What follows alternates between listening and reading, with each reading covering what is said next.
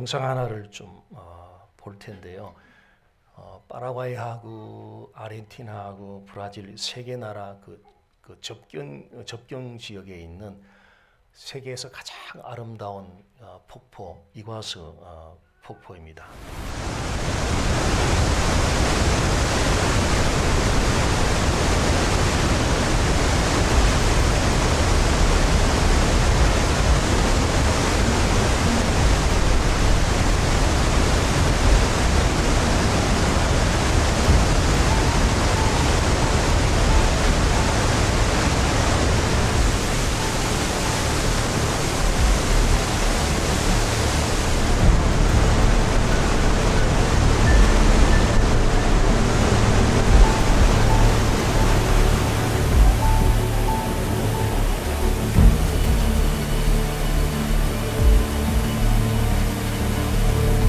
이과수 폭포 잠깐 짧은 영상 좀 보는데 어떠세요? 한번 가고 싶지 않으세요? 예, 너무 아름답죠. 뭐 나이아가라 아름답다 그러는데 정말 비교 안 될 정도로 정말 아름답습니다. 이과수 폭포가 많은 분들이 아름답다, 참 장엄하다 그런 느낌들을 다 가지는 것 같습니다. 이과수 폭포 영상을 보면서 하나님을 좀 더 이게 가깝게 느끼는 그런 감정은 없을까요? 예, 이런 아름다움과 함께. 하나님의 은혜를 입은 사람들은 이런 그 자연을 보면은 처음에는 그 자연의 아름다움을 이렇게 접하고 나중에는 결국 그 자연을 지으신 하나님을 더 가깝게 느끼는 것. 이것이 하나님의 은혜를 입은 사람들입니다. 왜냐하면 그 아름다운 자연은 하나님이 만드신 작품이기 때문에 그렇습니다. 그러니까 아름다운 자연 속에 나타난 그 하나님의 솜씨, 그 하나님의 작품은 그 하나님이 누구신지, 하나님이 어떤 분이신지를 계시해 줍니다. 하나님이 만든 모든 창조물, 모든 자연물이 다 마찬가지죠. 하나님이 누구신지를 계시해 주고 있습니다. 그래서 우리는 그 자연 속에 계시되는 그 하나님을 통해서 하나님이 어떤 분인지를 알 수 있게 됩니다. 오늘 시편 19편 말씀에서 이 시편 기자는 하늘의 그 창조물들이 계시하는 그 하나님에 대해서 증거를 하고 있습니다. 자, 하늘의 그 창조물들이 하나님을 어떻게 계시하는지 함께 보겠습니다. 자, 첫 번째는 하늘이 하나님이 만드신 솜씨를 통해서 하나님의 영광을 선포함으로 그 창조물 속에, 자연 속에 계시된 하나님을 알려주고 있습니다. 자, 1절 말씀 다시 좀 잠깐 보면은요. 하늘이 하나님의 영광을 선포하고 궁창이 그의 손으로 하신 일을 나타내는도다. 시편 기자는 하늘을 의인화해서 그 하늘이 영광을 선포한다라고 말하고 있습니다. 또 시편 기자는 조금 더 한 걸음 더 나가서 이 궁창이 하나님이 손으로 하신 그 일을 나타내고 있다고 기록하고 있습니다. 여기서 하늘과 궁창이 좀 혼돈스러운데요. 사실 넓은 의미에 보면은 하늘과 궁창이 같은 그런 의미입니다. 즉 하늘이 하나님이 손으로 하신 일을 드러내므로 하나님의 영광을 지금 선포하고 있다는 그런 이야기죠. 그러니까 하늘은 하나님이 지으신 해와 달과 별, 하나님이 지으신 해와 달과 별을 통해서 하나님의 그 영광스러움을 선포하고 있습니다. 자, 태양 이미지 잠깐 좀 보시면은요. 태양에서 지구까지 거리가 약 1억 4,960만 킬로미터 정도 된다고 합니다. 자, 저 거리가 얼마나 신비한지 몰라요. 만약 저 거리가 조금만 더 좁혀지면 이 지구에 있는 모든 생물들, 사람들이 다 타서 죽어버려요. 또 반대로 태양과 지구와의 거리가 현재보다 조금 더 멀어지면 지구가 너무 추워서 다 얼어 죽어버리는 거예요. 불타 죽지도 않고 얼어 죽지도 않고 가장 적당한 거리를 유지하고 있는 거예요. 이 적당한 거리를 유지하기 위해서 지구에 사는 모든 생물들과 사람들이 살아갈 수 있도록, 서바이벌할 수 있도록 그렇게 지으신 분, 그렇게 창조하신 분이 누구신지를 한번 우리 질문해 보고 싶은 거죠. 창세기 1장 16절 말씀 보시면요. 하나님이 두 광명체를 만드사 큰 광명체로 낮을 주관하게 하시고, 이 큰 광명체가 지금 태양입니다. 즉 태양이 지구와 적당한 거리를 유지하게 해서 모든 생물들 그리고 사람들이 살아갈 수 있도록 그렇게 지으신 분이 하나님이시다. 그 하나님의 그 솜씨를 통해서 하늘에 있는 태양이 하나님의 영광을 선포하고 있습니다. 자, 그 다음에 달입니다. 달을 한번 생각해 보겠습니다. 이 달은 밤에 빛을 비춰주고요, 또 날짜를 셀 수 있도록 해주고, 또 밀물, 썰물을 일으켜서 그 해변가에 물이 오르락 내리락 하는 그 기능을 돕는 역할을 달이 하는 것으로 이렇게 나타나 있어요. 그런 달, 그 신비로운 기능을 하는 그런 달을 누가 만들었을까? 누가 만들었을까? 밤에 나가면 빛이 비치고 날짜를 하루하루 계산할 수 있고, 또 밀물, 썰물이 들어갔다 나왔다 하고, 이 신비로운 기능, 이런 기능을 하는 그 달을 누가 만들었을까?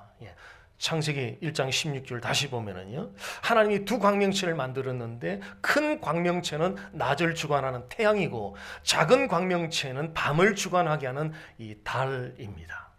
그래서 그 신비로운 기능을 통해서 달이 하나님의 영광을 선포하고 있습니다. 자, 세 번째, 별을 한번 보겠습니다. 별. 밤하늘에 떠 있는 수많은 별들이, 이게 멀리서 보면 다 똑같아 보이는데 실제는 그 별들이 색깔이 다르고 또 크기도 또 밝기도 다르다 그래요. 붉은색에서부터 푸른색까지 여러 색깔이 있고, 그 별들의 색깔이 별에 따라서 또 거리에 따라서 밝기가 또 다른 것도 있고 그렇다고 합니다.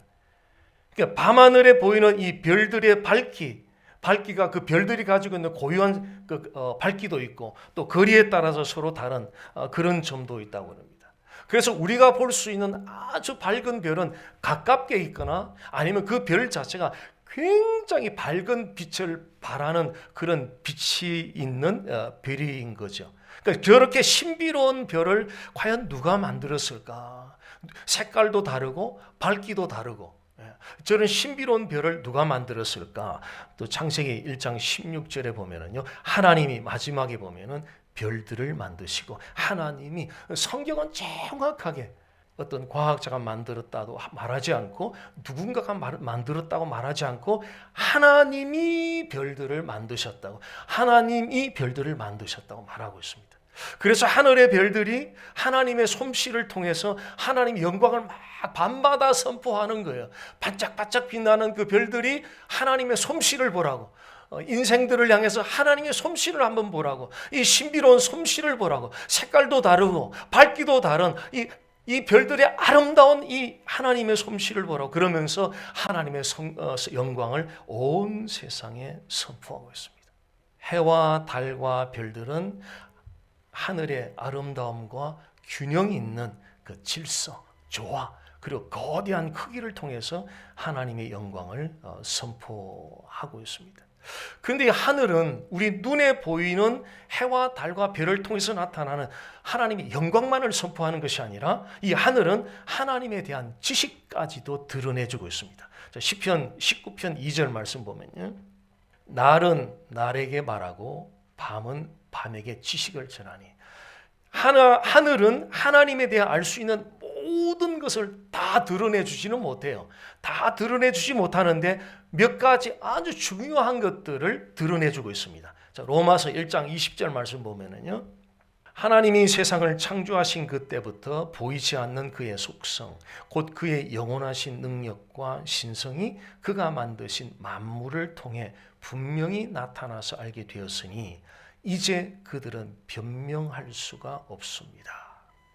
하나님은 His Spirit, 영이시기 때문에 우리 눈으로 볼 수가 없어요. 그런데 하늘은 보이지 않는 그 하나님의 특성들을 다 우리가 보여주고 있다는 거죠. 또한 신비로울 정도의 그 아름다움, 놀라울 정도의 균형, 질서, 조화, 이런 것들을 통해서 하나님의 하나님 되심을 우리에게 보여주고 있습니다.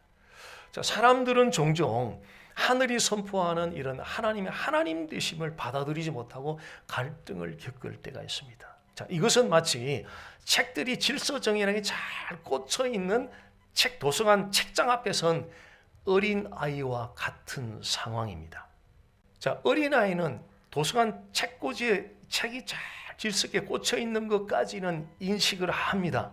그런데 그 책 속에 들어있는 여러 다양한 언어, 그 책 속에 들어있는 많은 내용들까지는 어린아이는 알지를 못해요. 자, 우리는 하늘이 창조물을 통해서 선포하는 그 하나님의 하나님 되심을 인식할 수 있어요. 근데 우리의 이성을 뛰어넘는 하나님의 지식을 아는 데는 우리는 한계를 가지고 있습니다. 그래서 성경은 우리에게 하늘의 창조물을 통해서 선포되는 하나님이 계신다, 하나님의 하나님 되심을 믿음으로 받아들이라고 성경은 우리에게 그렇게 요청하고 있습니다. 자, 자연 속에 계시된 하나님을 어떻게 알 수 있겠습니까? 그것은 자연 창조물 속에 나타난 하나님의 솜씨를 통해서 증거되는 그 하나님의 하나님 되심, 그리고 하나님의 영광을 믿음으로 주목하고 받아들이는 것입니다. 자, 하늘의 창조물이 하나님을 두 번째 어떻게 계시하는지 보겠습니다. 모든 창조물이 무언으로 사람들에게 하나님을 계시함으로 하나님을 알 수 있습니다. 시편 19편 3절 4절 보시면요, 언어도 없고 말씀도 없으며 들리는 소리도 없으나 그의 소리가 온 땅에 통하고 그의 말씀이 세상 끝까지 이르도다. 하나님이 해를 위하여 하늘의 장막을 베푸셨도다. 자, 이 말씀을 쉽게 풀어보면 하나님의 창조물은 언어도 없고 말씀도 없고 소리도 없는데 메시지를 가지고 있다는 거예요. 언어도 없고 말씀도 없고 소리도 없는데 하늘의 창조물들이 메시지를 가지고 있고 그 메시지를 전하는 소리가 있다는 거예요. 그리고 그 소리를 세계 지구촌 어디에서도 들려지게 한다는 거예요. 정말 놀라운 일이죠. 자, 산과 바다가 말하는 것을 들어본 적이 있으세요? 언어로 말하는 걸 들어본 적이 있으세요? 아마 산과 바다가 언어로 말하는 걸 들어본 사람은 아무도 없을 거예요. 아무도 없을 겁니다. 그런데 산과 바다가 말하는 소리를 들을 수 있어요. 그 소리는 어떤 소리냐면 우리의 이런 소리가 아니라 무언으로, 소리를 내지 않는데 무언으로 하나님을 계시해줘요. 시편 121편에 보면 시편 기자가 예루살렘 성전으로 올라가면서 자기에게 도움이 어디서 올까 싶어가지고 이렇게 산을 올려다봤어요. 나에게 도움이 어디서 올까 하면 산을 쳐다봤더니 그 시편 기자가 얻은 대답은 천지를 여신, 하늘과 땅, 우주 만물을 지으신 그 여호와 하나님에게서 도움이 찾아온다는 것을 깨달은 거예요. 어떻게 깨달았죠? 산을 바라보면서 그걸 깨달은, 무슨 말인가요? 산이 무언으로? 너의 도움은 하늘과 땅을 지으신, 천지를 지으신 여호와에게서 너에게 도움이 온단다 하는 것을 산이 무언으로 우리에게 계시해 주는 것을 이 시편 기자가 깨달았던 것입니다. 하나님이 만든 모든 창조물들은 이처럼 무언으로 창조주 하나님이 어떤 분이신가를 전해주고 있습니다. 그래서 우리 모두는 창조물들이 무언으로 계시하는 걸 통해서 하나님이 어떤 분이신가를 알아갈 수가 있습니다. 그런데 이 창조물이 무언으로 계시하는 것만으로는 하나님을 온전히 알 수가 없어요. 이유가 있는데요. 왜냐하면 이 죄 문제를 창조물은 해결해 주지 못해요. 그리고 창조물은 구원의 길을 열어주지를 못해요. 창조물을 통해서 무언으로 계시하는 그 하나님을 우리가 알 수가 있는데 온전하게 아는 데는 거기도 한계가 있어요. 그 이유는 죄 문제와 구원의 문제를 창조물이 해결해 주지 못해요. 제공해 주지 못해요. 그래서 하나님을 온전히 알기 위해서는 오직 필요한 한 분은 주 예수 그리스도입니다. 이미지 하나 보시면은요, 거룩하신 하나님과 오른쪽에 죄를 범한 인간 사이가 브로큰 릴레이션십이 되어 있습니다. Because of sin.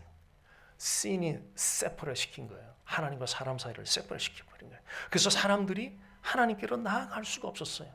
단절돼 버렸어요. 브로큰 릴레이션십이 된 거예요. 그런데 하나님의 아들 예수님께서 십자가에 죽으셔서 흘리신 그 보혈로 브릿지가 되어주셨어요. Between God and us, 브릿지가 되어주신 거예요. 예수님이 다리가 되어주셔서 그 예수님을 통하여 죄를 범한 사람들이 그 예수님을 믿음으로 죄 용서를 받고 하나님께로 갈 수 있게 된 거예요. 또한 예수님을 유일한 구세주로 믿으면 구원이 임하게 됩니다. 이렇게 죄 문제가 해결되고 구원이 임하면 비로소 하나님을 온전히 알 수 있는 길이 열리게 돼요. 자, 천지 우주 만물 창조물을 통해서 하나님이 어떤 분인가를 알고 그것만으로 부족하기 때문에 예수 그리스도를 통해서 그리스도의 십자가를 통해서 우리의 죄 문제가 해결되고 그를 통해서 구원이 우리에게 찾아오게 될 때 비로소 스페셜 레벨레이션, 특별 계신 하나님 말씀을 통해서 그 하나님을 온전하게 우리가 알아갈 수 있다. 그래서 예수님은 하나님을 온전히 알기 위한 유일한 중보자 되십니다. 그래서 예수님을 알아가면 알아갈수록 반드시 하나님을 알 수 있는 길은 반드시 through the Jesus Christ. 반드시 예수 그리스도를 통해서 하나님을 알 수 있도록. 왜냐하면 하나님과 사람 사이에 중보자로 지저스 외에는 주신 적이 없어요. 반드시 예수님을 통하여 하나님을 알 수 있도록. 그래서 예수님을 알아가면 알아갈수록 하나님이 어떤 분인가를 더 확실히 알게 되고 예수님을 알아가면 알아갈수록 하나님이 나 같은 죄인을 위해서 무엇을 행해 주셨나는가 사실을 더 확실하게 알게 됩니다. 예수님을 알아가면 알아갈수록 성경의 진리의 말씀이 더욱더 선명하게 깨달아지기 시작해요. 많은 지식으로 주석을 많이 봐가지고 성경 진리는 깨달아지는 것이 아니고요. 신기하죠. 로이드 존스 목사님, 기독교 최고 탁월한 두 명의 설교가자가 스펄전과 로이드 존스 목사님인데 두 사람 다 신학을 안 했습니다. 두 사람의 공통점은 전부 다 성경 크라이스트 초점해서 성경을 보았다는 그 공통점만 가지고 있어요. 예수 그리스도를 알아가면 알아갈수록 성경의 진리가 더욱더 선명. 왜냐하면 성령이 오셔서 하시는 첫 번째 일이 그 진리인 예수 그리스도를 조명해 주는 일이거든요. 예수님을 조명해 주는 일이에요. 그래서 예수님을 알아가면 알아갈수록 진리가 더욱 선명해지고 하나님이 더 즐거워져요. 예배보다 더 우선적인 것이 있는데요. 사역이나 봉사보다 더 우선적인 것이 있는데요. 그 하나님이 원하신대요. 나를 좀 즐거워하달래요. 나 좀 즐거워해달래요. 그래서 제가 티 들어오는 목사님, 선교사님들에게 자주 드리는 말씀이 우리 목회하려고 하지 말자. 자꾸 그렇게 용 쓰지 말자. 하나님 즐거워하자. 매일 아침 우리 목표를 하나님 즐거워하는데 하나님 즐거워하지도 않으면서 의무감으로 그런 일 다시는 하지 말자. 다시는 하지 말자. 하나님을 즐거워할 때 사역 감당할 힘을 주죠. 능력을 주죠. 은혜를 입혀주죠. 하나님을 즐거워할 때 하나님이 가장 만족스러워하고 가장 기뻐하고 가장 영광 받는 때가 우리가 그분을 즐거워할 때. 예수 그리스도를 알아가면 알아갈수록 하나님이 너무 즐거워져요. 예수님을 알아가면 알아갈수록 더욱더 하나님을 영화롭게 할 수 있습니다. 자, 오늘날 우리가 정말 진지하게 들어봐야 할 것은 종교는 그럴 필요가 없어요. 자기들이 만든 가짜 신을 그렇게 즐거워할 이유가 없어요. 그냥 빌면 되는 거예요. 근데 기독교는 그런 게 아니에요. 기독교는 그분은 살아계신 인격이세요. 살아계신 인격, 퍼슨이기 때문에 우리는 그분을 엔조이해야 돼요. Enjoy God eternally. Glorify Him. 예수님은 하나님이십니다. 예수님은 구세주입니다. 예수님은 삶의 주인입니다. Jesus is my God. Jesus is my Savior. Jesus is my Master. 저는 이미 마지막 호흡 멈출 때 남길 말 이걸로 결정을 했어요. 전할 말도 그분, 남길 흔적도 그분. 예수 그리스도 그분이 누구신가?